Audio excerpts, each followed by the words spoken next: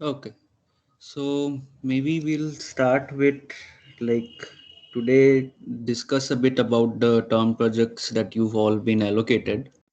But before that, probably I'll introduce you to something called say a make file. So using which you would essentially try to organize your projects. Okay, so let's first go through the projects briefly one by one. Okay, so say sparse kernels for deep learning. Are there any members belonging to that project here?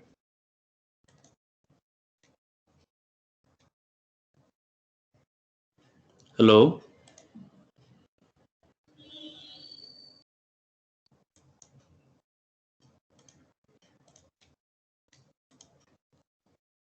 16 CS 30018. Is anybody here?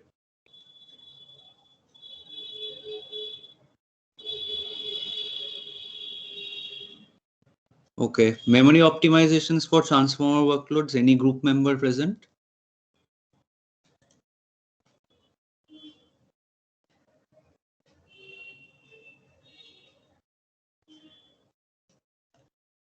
Okay, I see someone raising their hand. So Ronak Patra, are you there? Yes, sir. So you're in which group? Memory optimizations?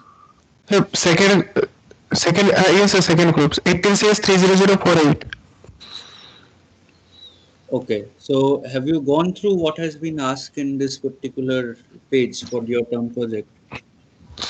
Mm, I haven't gone through that much yet. I haven't looked, just brief look at once. Okay. Is there any other group member present? Mm, I don't think so. Well, then let me just brief you a bit. So are you familiar with transformer workloads in general? Transfer one, no, sir. Hello?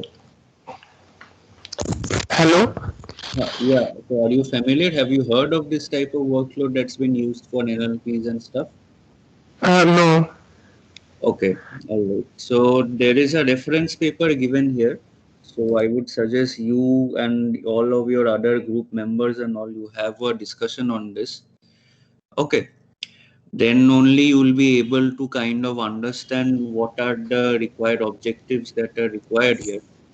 And one more thing, you will see that not just for your project, but in general for everybody's project, there are a list of objectives that you need to perform, and for each such objective you have a number of students assigned to it.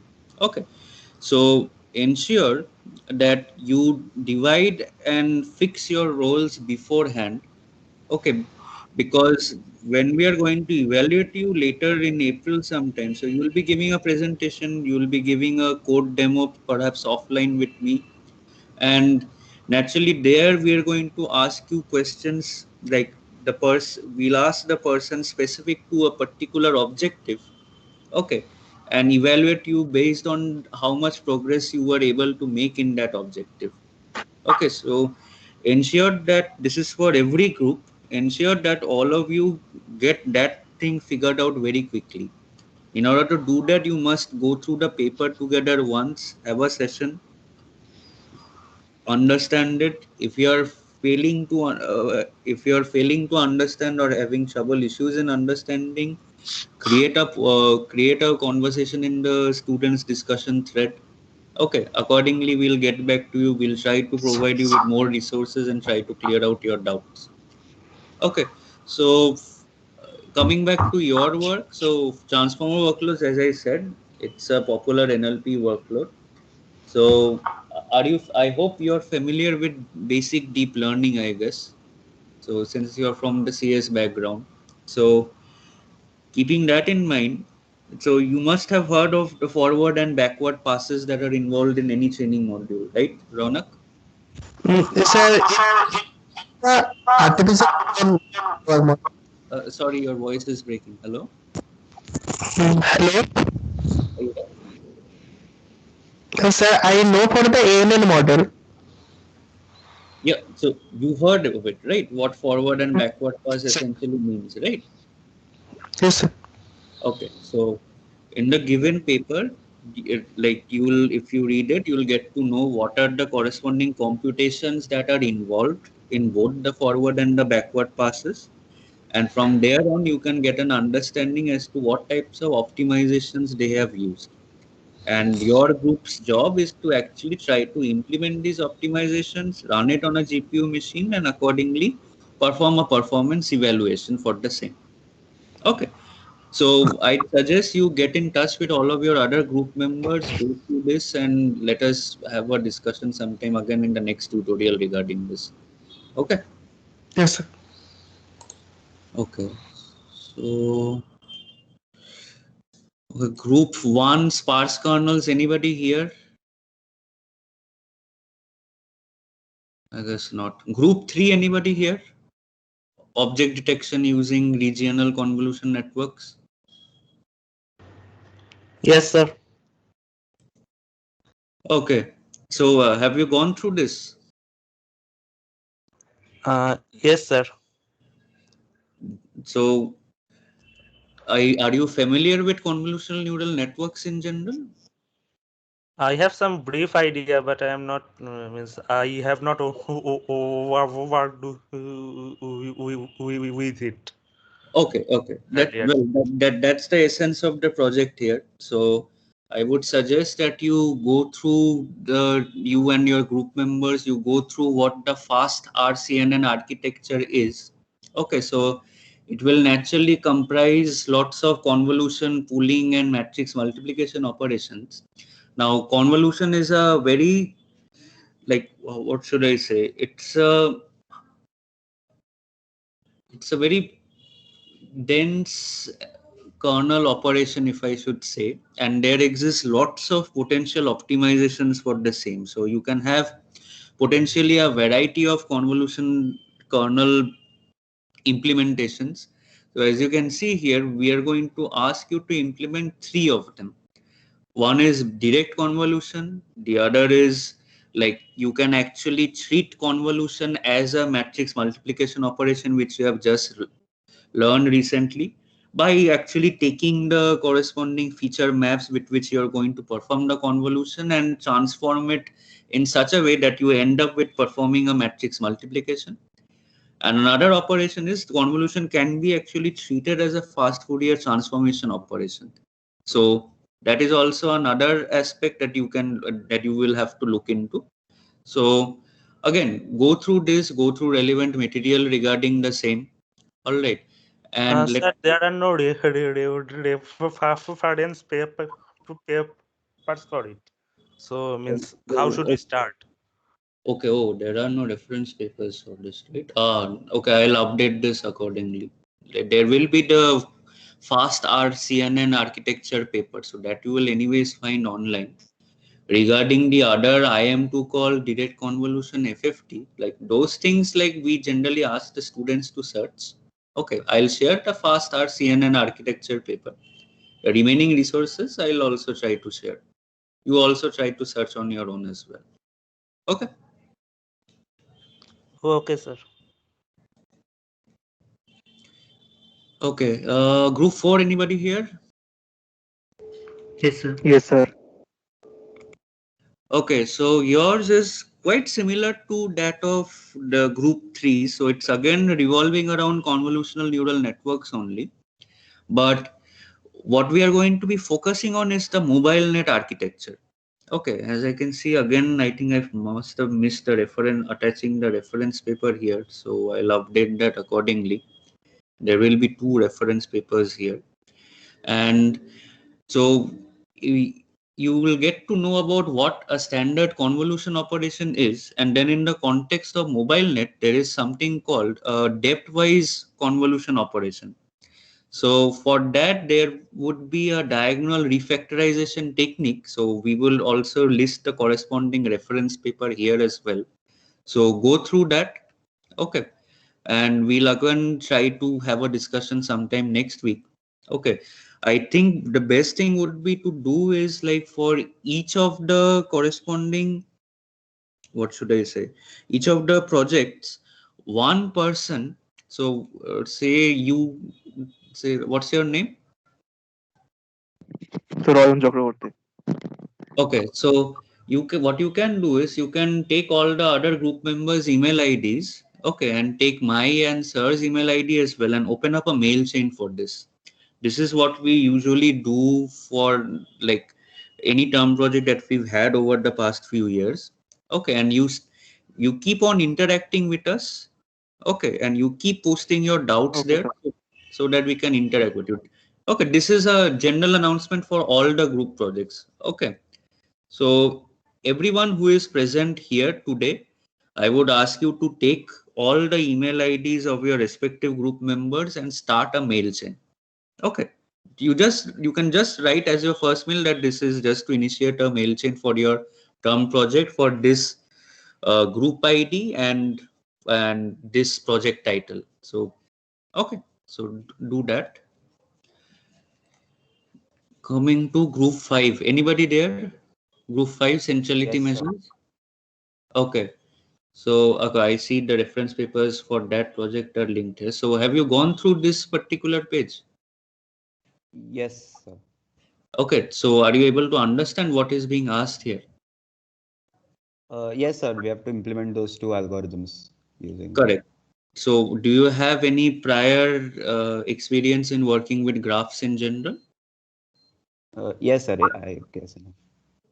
All right. Okay, then. So, you start a mail chain as well there. Okay, on through Gmail, and we'll accordingly try to sync our interactions there only. Sure, sir. Okay. Project 6, batch Cholsky decomposition. Anybody here? Yes, sir. So have you gone through this? I can see the reference paper is listed here as well. Hello. No, sir, we haven't gone through it yet. Okay. So this is Cholsky factor decomposition is a fairly popular linear algebra routine. So the idea is you take a matrix and you try to decompose it into a product of a lower triangular matrix and its conjugate transpose.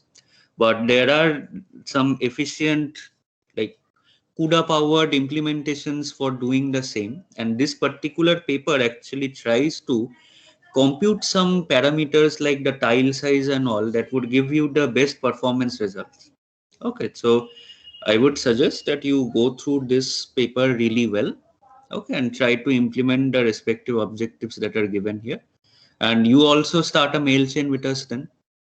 Okay, through Gmail. Sure, sir. All right. Project 7. Anybody here? Compute versus data transfer. Anybody here? Yes, sir. Okay, so yes. I'm assuming you have I think yours is the what? The mostly, yeah, CS and EC people. So you must be having some background knowledge on neural networks, I hope. Right. Yes, sir.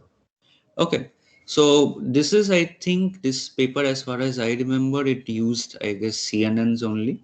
And your objective is to look into the training methodology of it. So if you go through the forward and the backward pass in details, you'll understand that there is an inherent problem of storing all the weights and the activations on a GPU with a constrained memory.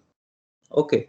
So the idea is you want to actually try to perform out of core training so that like whenever there is a bottleneck in terms of storing weights and activations on the GPU device, you try to migrate some of the weights and the activations using a device to host transfer back to the CPU device. And then accordingly, whenever a particular layer's computation requires its weights and activation functions, sorry, activation tensors, you would again then try to copy it back to the device. So this project would essentially heavily use upon CUDA streams. So I'll probably provide you with some NVIDIA links to those CUDA streams so that you get an understanding and start along with this project really well. So what I would suggest is you start the mail chain through Gmail. Okay. With all the other group members CCing me and sir. Okay.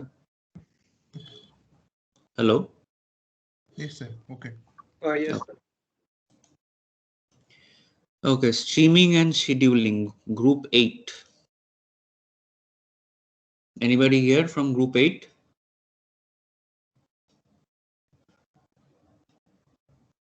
Project 8, anybody here? I guess not. Project 9? Yes, Anirban. Okay, Hello. so the reference papers are given here. So this is basically, so does anybody have a background knowledge on control here in this group? Anybody here on control theory? Not Anirban, Hello. Oh, not much not an Anirban. issue. So if you go through this paper here, so it is doing something called model predictive control, which is essentially trying to kind of solve a particular equation. Okay. And using an iterative method. Now, naturally, whenever you have an iterative method, that involves some computation with some matrices here. So if you go through the paper really well, so the aim of this project is to actually solve quadratic programming in NPC. And there is a nice formulation of that in terms of matrix operations that is mentioned in that paper. So you first understand what constitutes those operations, and accordingly you will have to use those fusion and coarsening based schemes to actually try to optimize it. But first, your first objective is to kind of provide a baseline implementation for the same. So I would suggest you first go through that paper, create a mail chain, mail us if you have doubts. Accordingly, we'll sync. Okay. Okay, Anirban, Okay. how do we, create the environment basically for running the programs and all for it? Yeah. So I think you are now familiar with Google Colab, right? Yes, it is. Yeah. Okay, so if you're familiar with Google Colab, so you can essentially like run your CUDA programs there only. And I'm getting to how you're going to organize your code. So this is again common to all of the group projects. So you will see in each of your group projects, we have a fixed folder hierarchy maintained for you. Okay. Yes. The Yes. objective of that file hierarchy is to kind of organize your code in such a way so that one can easily read through the documentation that you're going to support with it and accordingly understand how good you like. Accordingly, the person a person who has no idea regarding this project would be able to understand it very easily. Now, on one more thing that we would recommend all of you to do is to kind of use make files. All right. So essentially, naturally it won't be like you. There is just one big .cu source file that is performing everything. You have to somehow compartmentalize your code following the folder hierarchy that has been given to you. Okay. So today I'll discuss a bit about how you can actually create a make file. For those of you who do not know what make files are, please listen carefully.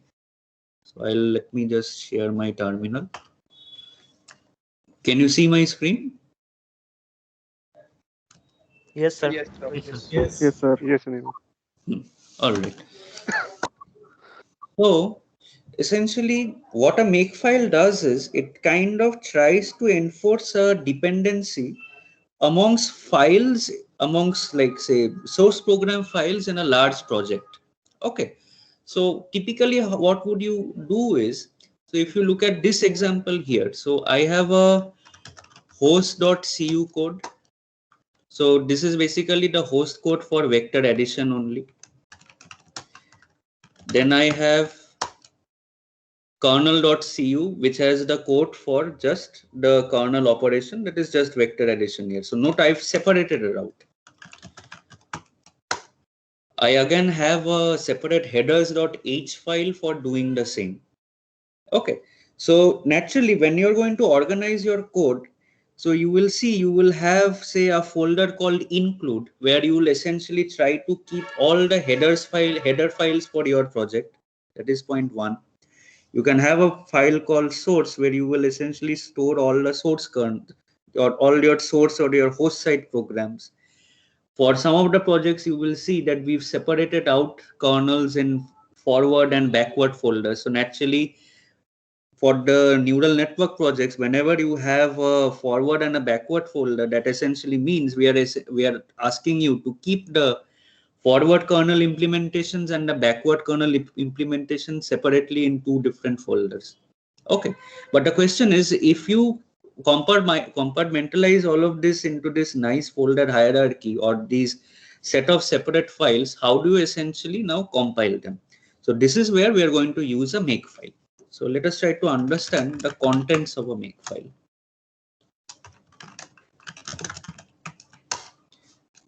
Can you see? Hello? Yes, sir. Yes, sir. Okay. In general, in any makefile, what you're going to specify is you're going to specify some information that would essentially help you to build a particular target. Okay. So what do I mean by this? So here you will see, sorry, just a sec. You will see that for each, let me just open this in VI. And it'll be better. So essentially each line which basically has this colon here, so we typically treat this in a makefile as target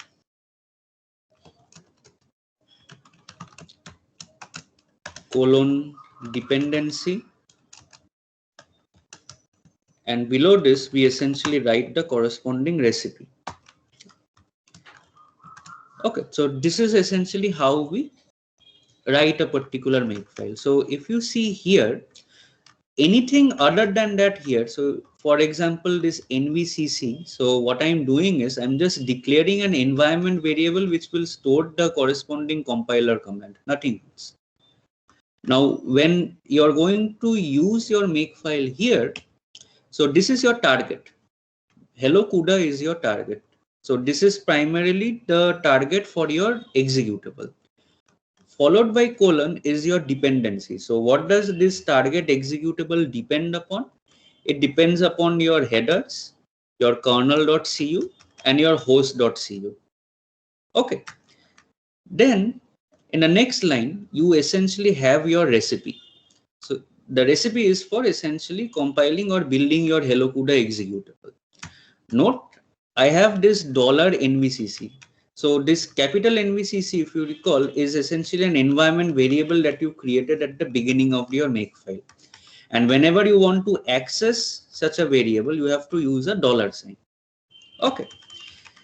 This minus capital I flag is essentially used to specify a directory where all your include or your header files are kept.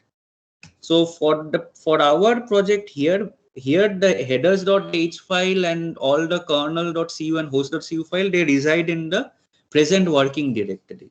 That is why I just keep a / here. And after that, I have my kernel.cu and host.cu, and using -o, I finally dump the corresponding executable. Okay. So this is with regards to building a target executable.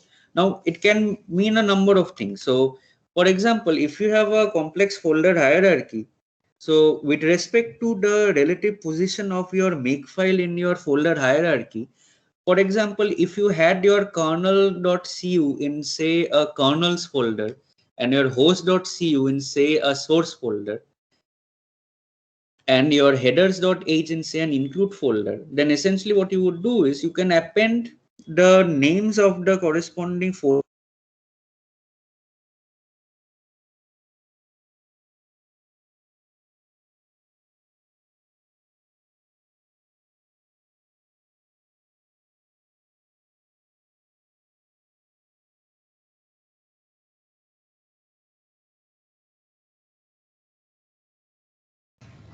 So you're not audible.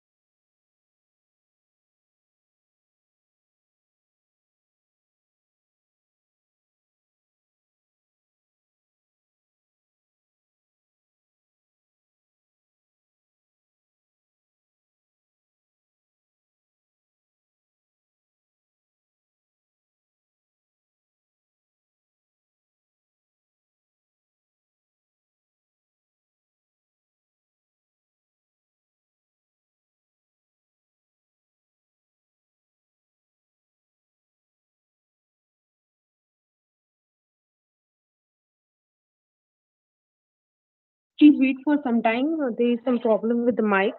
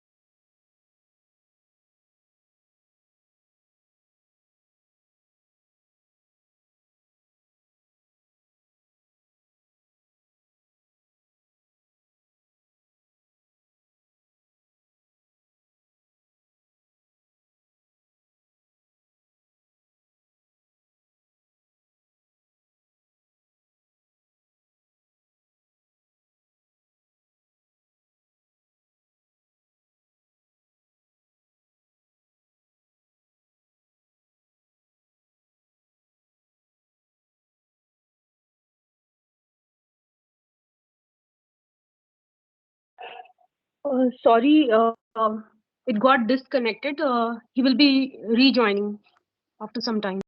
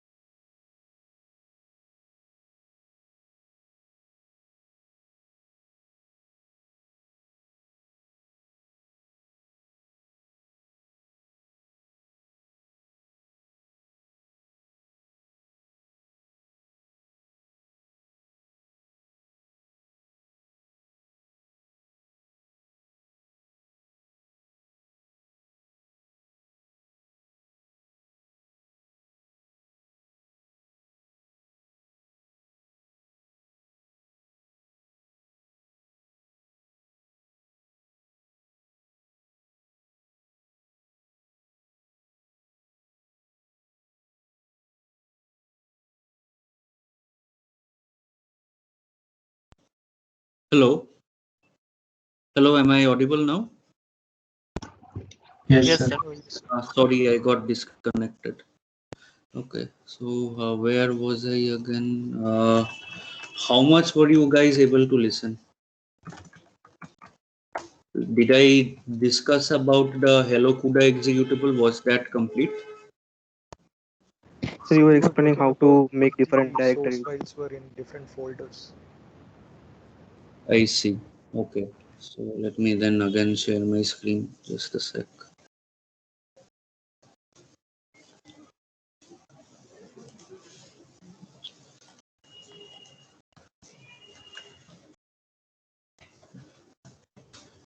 Can you see my screen?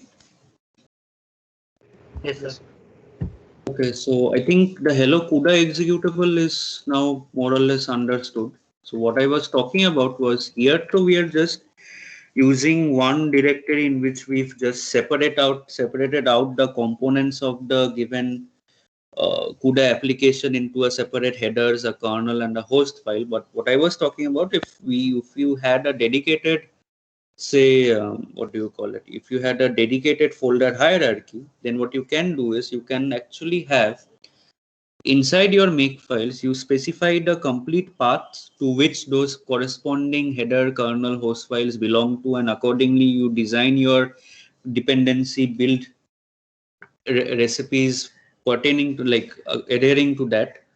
And you can also essentially have recursive makefiles in the sense that you can have separate makefiles in each of the folders. You can have a top level makefile in one folder above it, and accordingly you use that makefile to compile everything down below.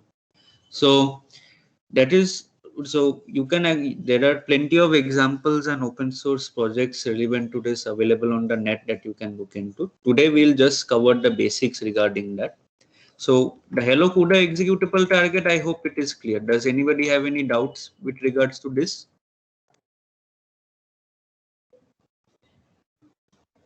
Hello?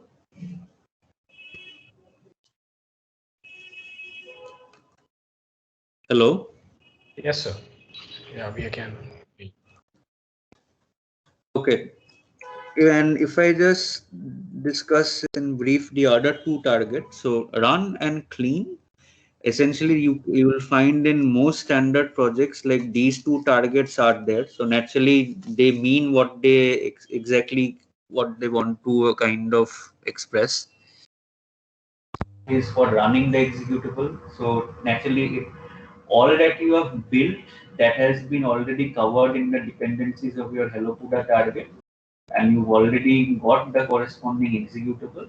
So after you run, you're just calling the command for the executable. That's it. And clean is for cleaning up all the executable that you just built. That is just using this rm command to actually remove. So let me just show you how this works. So given the folder where you have the make file, the command for running it is make.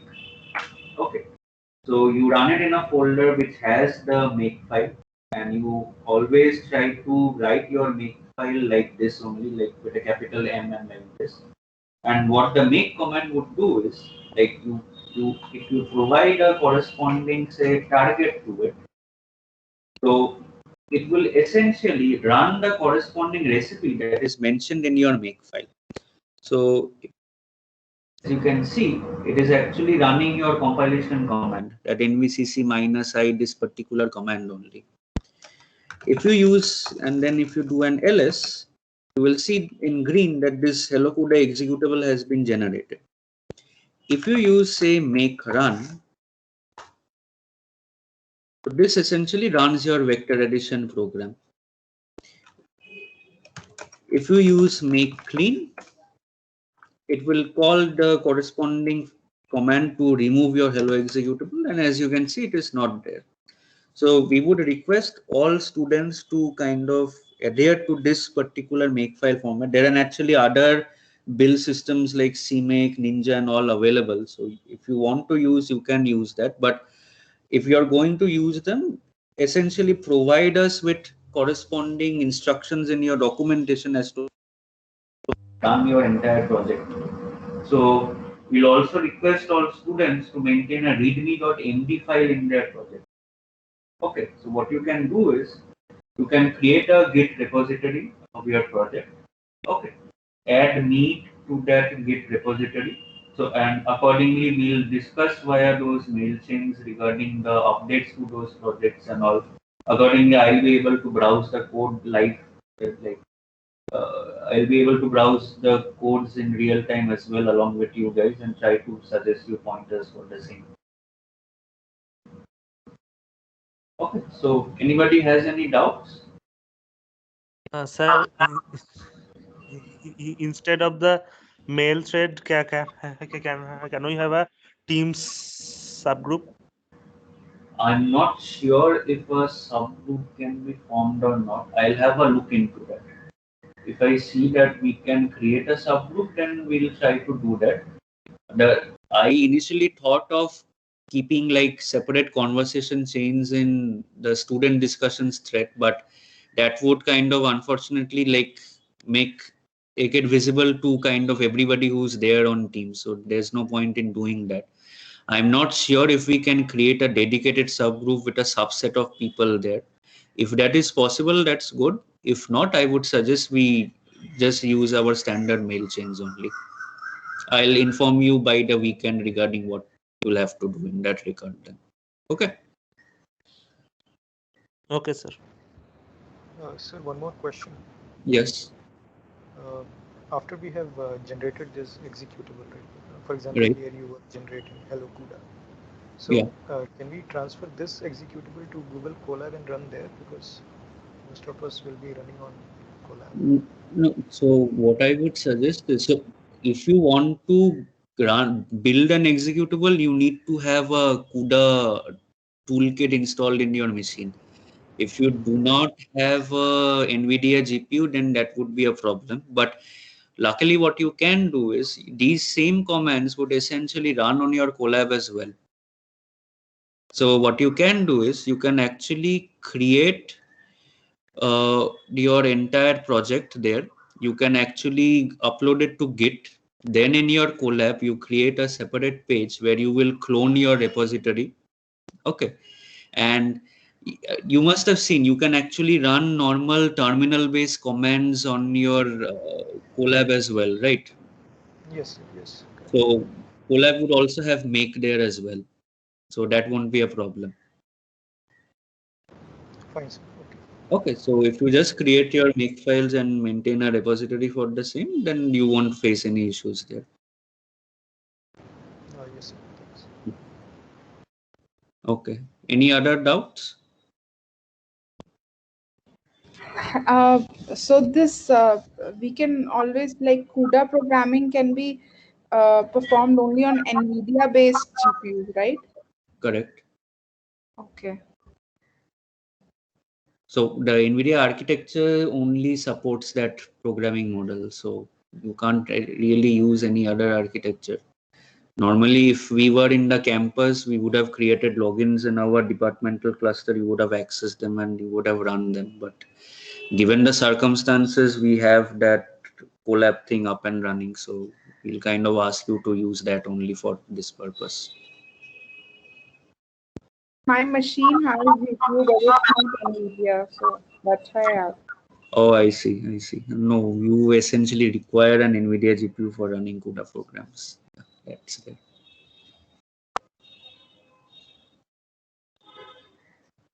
Okay, any other doubts? If not, we'll then end this session here. I'll get back to you regarding the subgroups, but if it's not possible, I'll nominate one person from your group who will essentially start the mail chain soon. Okay.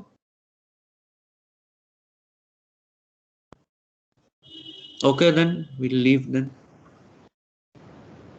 Yes, sir. Thank you, Thank sir. you, sir. Okay, bye. Thanks, Kamal.